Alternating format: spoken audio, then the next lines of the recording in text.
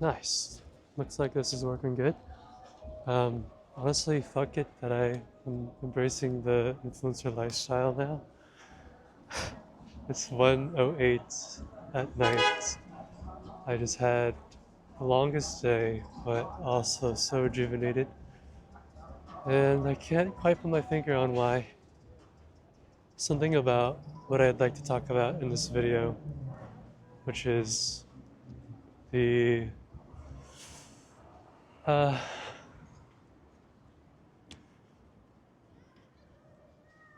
the self-rejection of my desires. The self-rejection of my desires. I think I do this when I perceive there to be a difference in desires between me and someone else, even subtle. I don't want to create conflict, maybe. It's not necessarily conflict because my the dark aspects of myself enjoy the tension that is created when it offers connection. I think it's when I don't necessarily trust the tension to create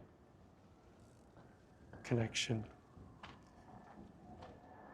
or when I crave the connection with a particular person. This is tough,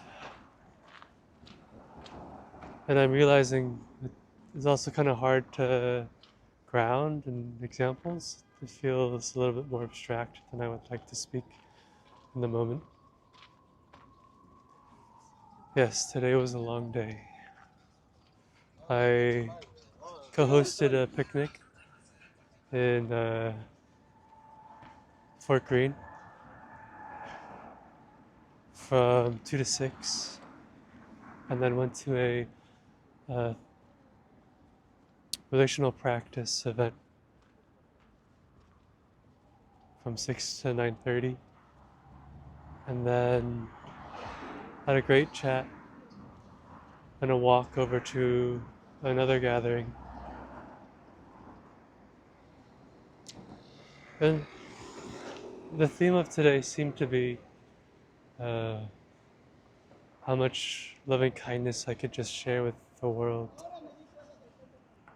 But in doing so, and approaching from this intention, I experienced the premonition image of destruction, of chaos, of destroying what is good. Because in many ways, I'm not from this intention of just spreading goodness like it's abundant, and not leaning into what is also dark inside of me, what is protective, what is angry, what has desires. I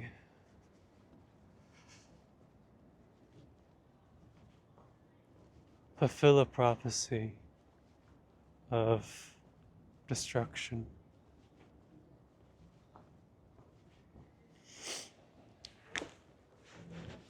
I want to protect the community that I am in. And I was asked today, I was reflected back to me today that it is difficult to know when I am angry and what I would do if I am angry.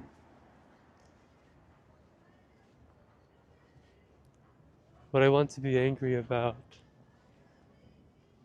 is what I would be angry about in myself when my borders are crossed. When my borders are reasonable and they are crossed, I am angry.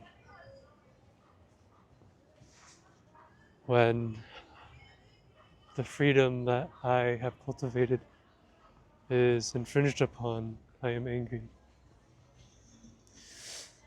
And I wish to extend these moments of anger into the communities that I wish to serve, to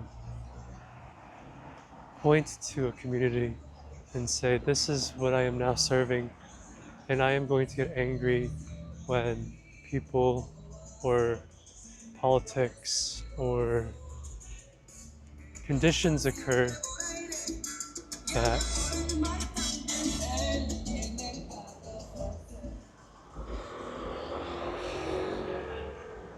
take away our freedom. And freedom's a loaded word here, right? What I mean to say is the the shame that is felt, the feeling like I did something wrong. This is an aspect of what I wish to protect against. For it is an indication of doing something wrong that creates compulsion, contracts spaciousness. Uh, there is some semblance of being able to experience the spaciousness of shame, but still, we can choose not to have that. Yeah, it's it's late at night, and I don't know if I'm making a lot of sense to myself even, but I am reflecting on the day, and it feels good to feel the presences of the people that I have been with tonight and in the afternoon, to build the seeds of connection that I feel will continue to flourish. I'm quite excited for who I am becoming, what I am here to protect. I think about Archangel Michael, a common archetype that I enjoy, and how I may embody the flaming sword weapon that he carries. Him as a protector. What is he protecting? I wish to find out. But in any case,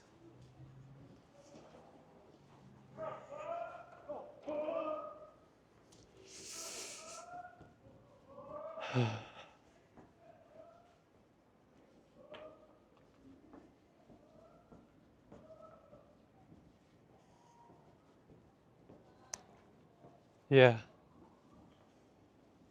it's awesome to have living systems or people in my life who are embracing their selfishness or their self-orientedness in a way that I can model, I can imitate more rather, because this is something that I am lacking.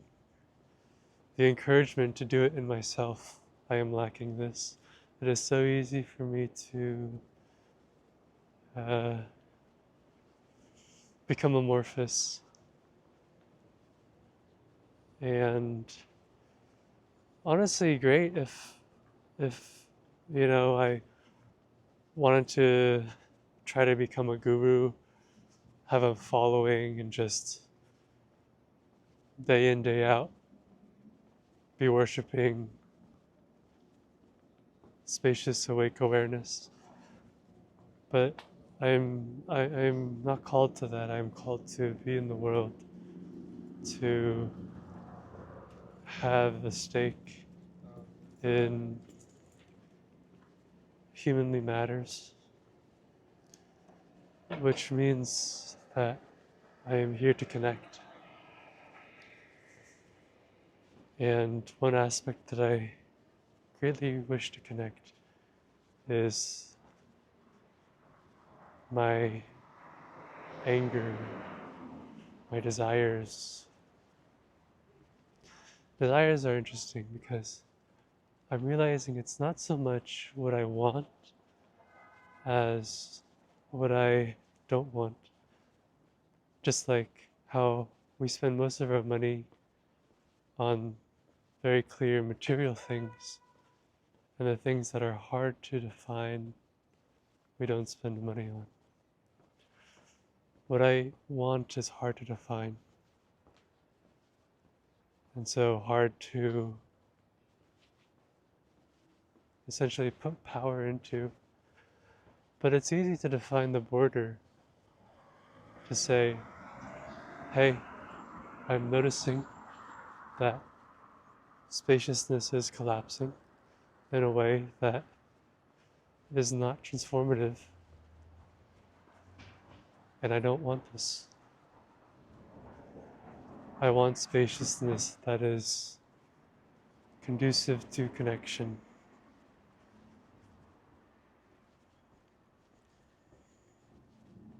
This is what feels good. Good on the level of non-duality, of imitating as closely as possible the divine nature of things, which is neither light nor dark. It is the third thing.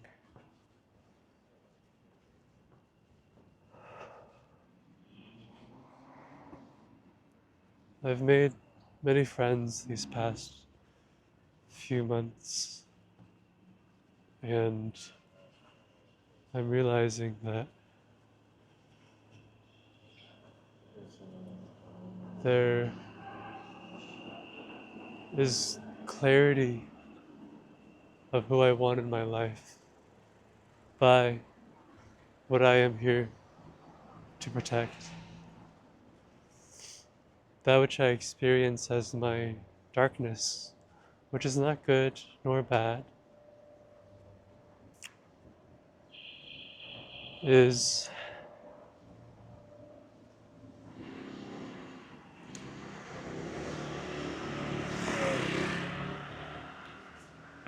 wishing for spaciousness in forms I have never even fathomed. I have a good friend who is currently uh, in Salt Lake City. I have a good friend who is currently in Ireland, and they both show me the word that's coming is optionality, maybe, of what is spacious, how to speak from spaciousness, how to move with intuition.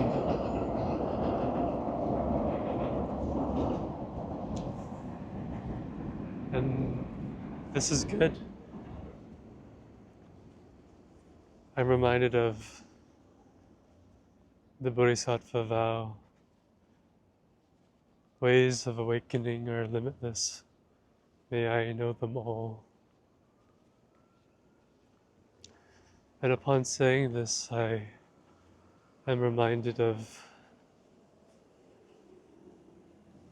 some more Wu-like beliefs that I have already reincarnated into everything here. That time is not anything separate than myself. And so I have and will and do experience all the ways of knowing.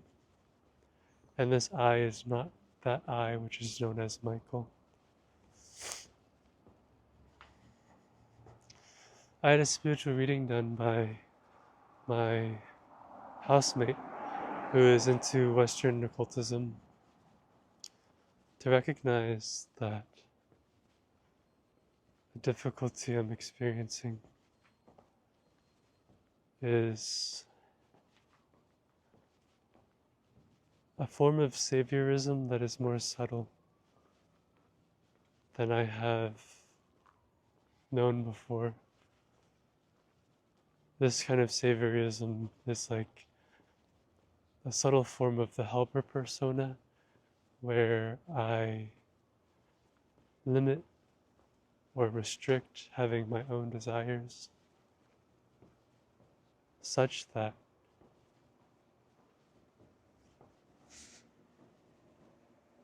I feel that I'm helping those around me. And this is difficult. This is really hard for me to unravel. Tonight,